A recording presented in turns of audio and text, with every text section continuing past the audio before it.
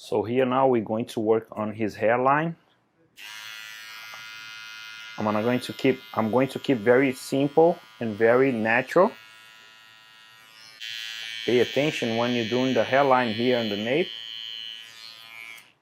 Just follow the natural line that comes from behind the ears down, straight down. Instead, you're going deep inside the hairline.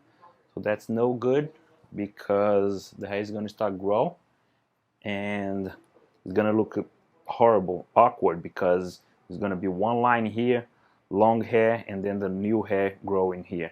And pay attention on how high or how low you're going to choose the nape line too, because depending on how high you go, you're going to stretch out more the neck, and if he already has long neck, it's going to stretch out more.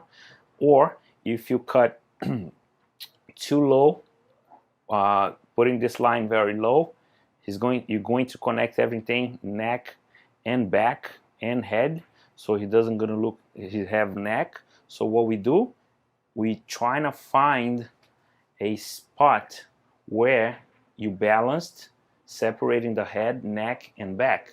So here, if I cut too high, I'm going to stretch out his neck too much.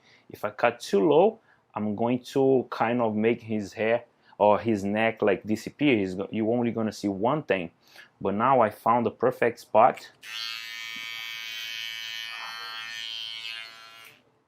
with a straight line. I'm not tapering, not doing nothing like that, because he's going to let the hair grow.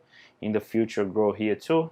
So I'm not tapering, no bald, nothing. No fade. I mean, bald fade. So guys, I'm going to use my straight razor here now, just to finish the last detail before I start cutting the top.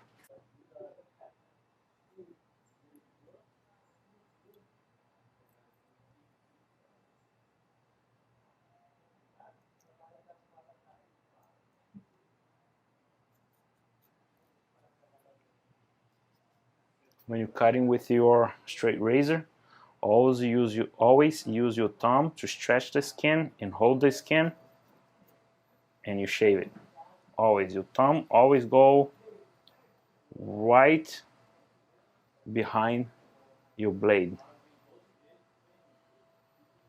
In this case here, I'm pulling the skin down, is because it's easier for me just to pull it down.